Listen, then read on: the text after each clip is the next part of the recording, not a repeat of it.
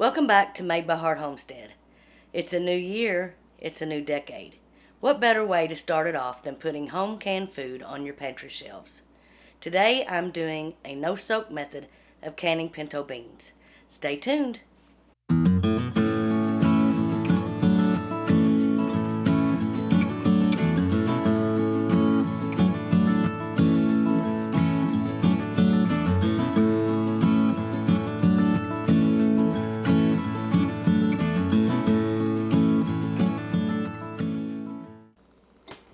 Okay, I have rinsed and sorted my beans, but they are not soaked. They're still dry. My canner holds 7 quarts, so we're going to fill these 7 quarts up with a little less than a half a cup of beans. Not quite a whole cup.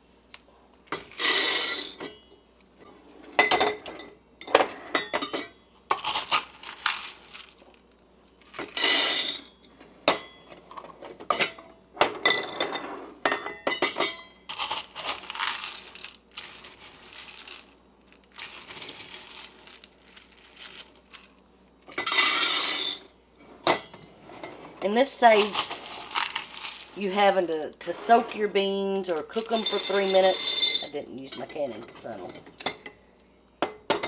And it just seems so much easier to me. It's not an approved method of canning, and I really don't know why, but it's not recommended to do them this way. But I've done them like this a lot of times and haven't had any trouble. So you need to do your own research on it and see if you feel comfortable doing this.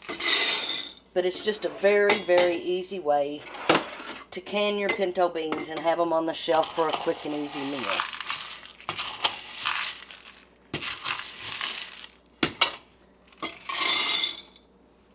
So now that I've got my scant cup of beans in each of my jar, I'm going to start filling them up with the bottom rim here. That's 1 inch of headspace.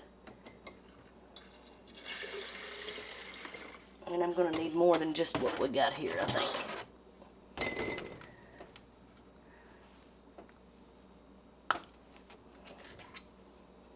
And I use a purified water because we're on city water, and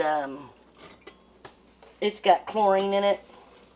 So the more pure you can be with your water in your canning, the better it'll turn out. You don't want to overfill them. You want to make sure you have the 1 inch of headspace. And now these beans will soak up this water as it cooks, and as it soaks up, sorry about that. These beans will soak up the water, and as it soaks up the water, the beans will fill in the space.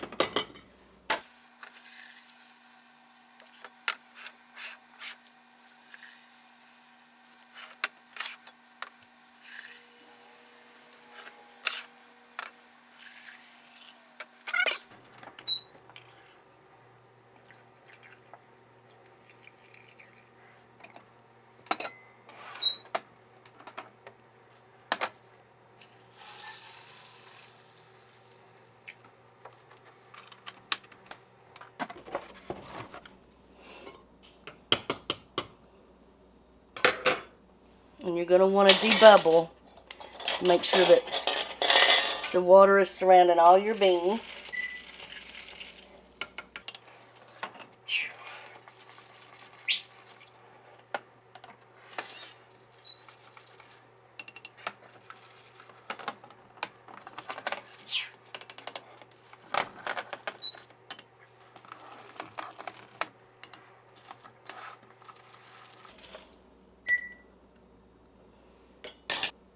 So now that we've got the jars debubbled, we're going to wipe the rims.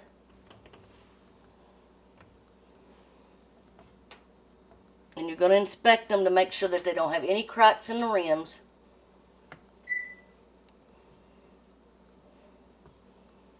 No cracks or nicks that'll keep it from sealing.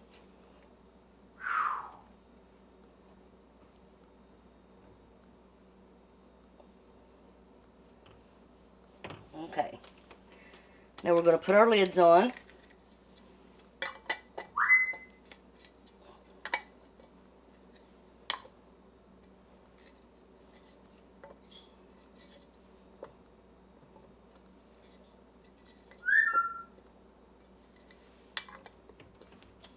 and our rings. And you just want to do them finger tight. You don't want to screw them down on there really hard. Just enough to snug them just a little bit.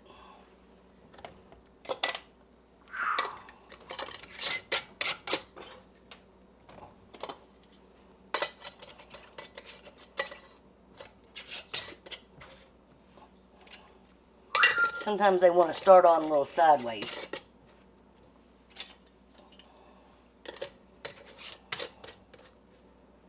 Okay, I'm going to get my canner ready to go, and I'll bring you right back. Okay, I got my canner filled with water to the proper depth. You need to check your canner's manufacturing directions to tell how much water you're supposed to put in yours. I have my rack to keep my jars up off the bottom of the pot. And now I'm ready to start loading my jars. You want to be careful and try not to bang them around.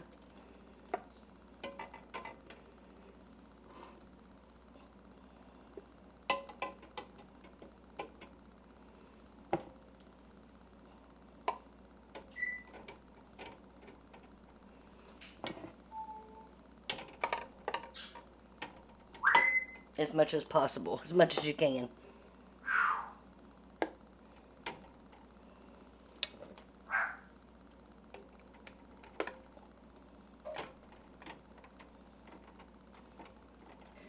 These All-American canners don't have a rubber seal. So, the way you get them to seal is by putting a little bit of oil around the outside rim of your lid.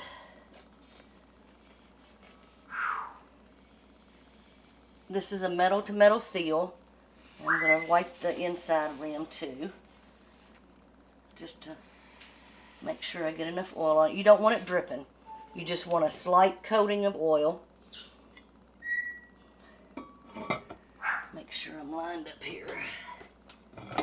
There we go.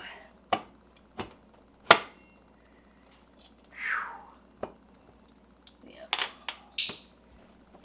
Alright. Now when you tighten up your little screws, thumb screws here, you want to make sure that you do 2 at a time. And you want them to be opposite of each other.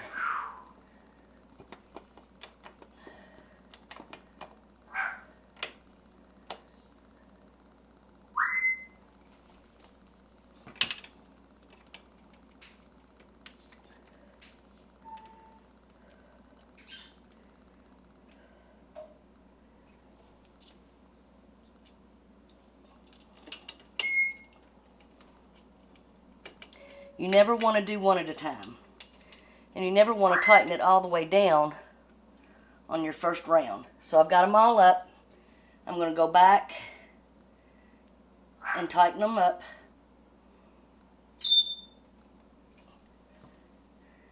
And this keeps your canner lid sitting level with your canner.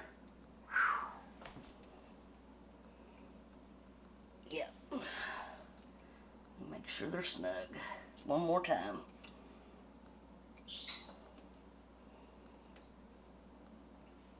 Now we're going to turn the heat on, and we're going to start letting it build up steam inside. And when the steam starts coming out of this vent, we're going to time it for 10 minutes. And once it's timed out for 10 minutes, we'll go ahead and put our weight on. So I'll bring you back when it starts venting. I don't know if you can see that or not, but it's venting really well out the vent. So I'm going to let it vent for 10 minutes. And then I'm going to put the weight on, and I'll bring you back once the gauge gets up to 10 psi. Okay, sorry about the lighting. I don't have very good lighting in the kitchen. My pressure canner's been going for quite a while. My time has already been started. But I wanted to go over this pressure canner and some of the safety tips that I use. This canner's 37 years old. My mother bought it back in 1983, and she canned on it for years. My grandmother had one older and canned on it for years. And when Mom quit canning, she she told me that I could take it and use it, and I've been tickled to death with it. The newer models have a few more safety features. They have a pop-up valve and they have a blowout valve. But I'm perfectly comfortable canning on this canner. I do take it every year to our local county extension office and have my gauge tested because sometimes they get weak. I've replaced this one already, and I'm sure my mom bought quite a few of them. One thing I did do to this canner is, and I wish I had it in here to show it to you, where this weight is right now, there was what they call a petcock. And it was just a little valve on the top, and if it was straight up and down, your pressure canner was sealed, and when you wanted to vent it, you leaned it over to one side. And I wanted to bring it up just a little bit to date because I had never canned with one like that. I had watched Mom do it, but so I called All-American and I asked them. I said, "Is there a way to change it from the petcock to the jiggling weight?" And they said, "Yeah." And I was able to order the kit and get it changed over, and it was simple. But you know, I know how this canner was used. And I know it was never boiled dry. That's one thing you want to watch out for, is a canner that has been boiled dry. Mom had lost the book years ago, and I was able to get in touch with the All-American Canner Company and get another book. And that's one thing that you want to do, is read your book carefully and learn the do's and don'ts of your particular canner. The All-Americans don't have seal. It's a metal, don't have rubber seals, I should say. It's a metal-to-metal seal, so you don't have to worry about replacing your rubber seals when they get dried out and brittle. And that's one thing I like about it, because there's nothing else to buy unless you have to buy another regulator, dial gauge. You saw in the earlier part of the video where I wiped it with oil, and that's just to help with the seal. I have a Presto that I bought at Peddler's Mall, which is like an indoor flea market, and I haven't ever used it. It's larger than this one. I've just always canned with this one, and this is the one I'm comfortable with. I'm sure I'll use that eventually, but I'm an All-American canner gal, what can I say? There's a few things that I do that I wanted to share with you, and that is that when I start to bring my canner up to temperature, I don't crank my dial up high to get it to vent faster, or to get it to jiggle faster, or to get the gauge to come up. I put it like, for my stove, okay, for my stove and my canner, I put my dial straight up and down, my dial on my stove straight up and down. And it takes a while for it to come up to pressure, but pressure canning is something that you can't rush. So instead of cranking it up and having to mess with it to get it back down, and get my temperature just right, and you know, tweaking that dial, I bring it up slowly. Another thing that I do is, once I put this weight on, I don't leave my kitchen unless I have to make a quick trip to the powder room or something. I am in my kitchen the whole time that I'm canning. I'm usually sitting at the kitchen table on my laptop, or watching videos, or playing a game, or reading a book or something. But I'm always able to see this gauge and to make sure that it's where it needs to be. Now, I can at 10 psi's because of the altitude I'm at. You may can at a different pressure because your altitude is higher or lower. We're at 800 feet above sea level, so that puts me right at the 10 psi range.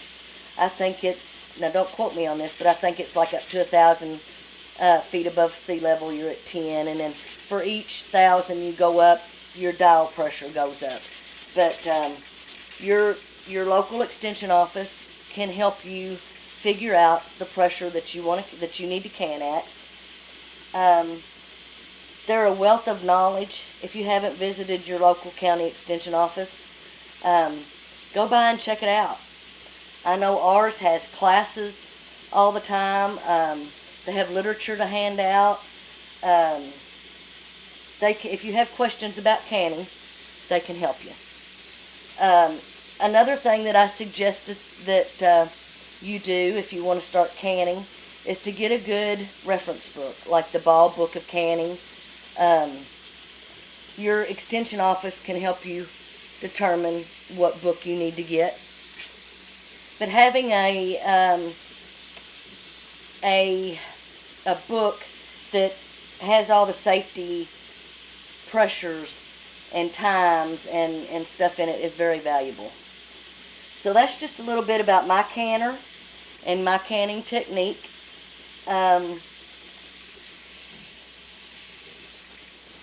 I will bring you back once the 90 minutes are up and this has cooled down, and I'll show you the next steps to do. Okay, our pressure gauge has hit 0, and I let it sit another 5 minutes after it hit 0. So now we can remove the weight. And I'm going to let it sit for another 5 minutes, and I'll be right back. Okay, now it's time to remove the lid, and we're going to remove it the same way we put it on, 2 at a time.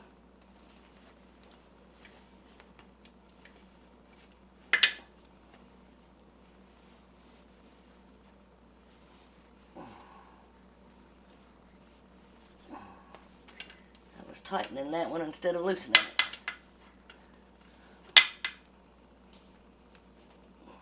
It's going to go out of focus probably.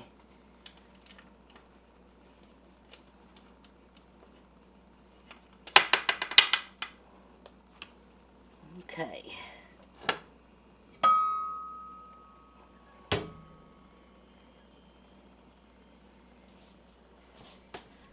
Let's get them out and see what we got.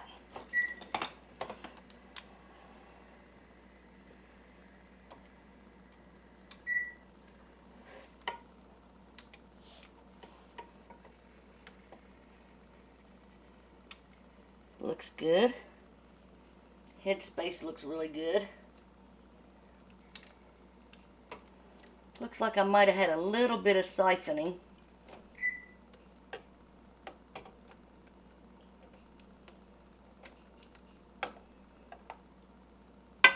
That headspace still looks good.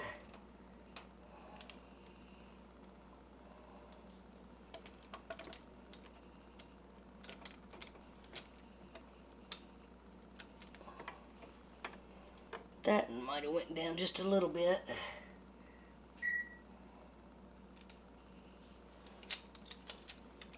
So far, the rest of them are looking really good. So that might have been the one that lost just a little bit. And it could have been that my headspace wasn't right to begin with. That it might have been just a little bit too much. And then it siphoned out, but they all look pretty good. I'm sorry if the camera's going in and out. I'm not too good at doing it left-handed, so.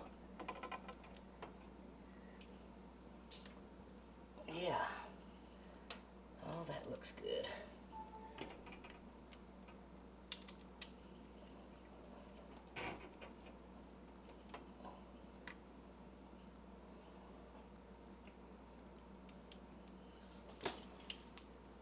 So I'm going to let these sit overnight, and then I'll come back in the morning and remove the bands and wash my jars, and I'll bring you back in the morning when I take the rings off and let you see how pretty they are. Well, it's the next morning. Let's see what we got. I got 6 that sealed and 1 that didn't. I was able to realize that this wasn't going to seal early enough that I was able to get it in the refrigerator So it will get eaten in the next couple of days. I have no idea why that seal failed, but sometimes you just never know. And it happens. So these 6 are sealed, and I've washed them and dried them, and they are ready to be put in the pantry. So thank you for watching, and join us next time. Have a blessed day.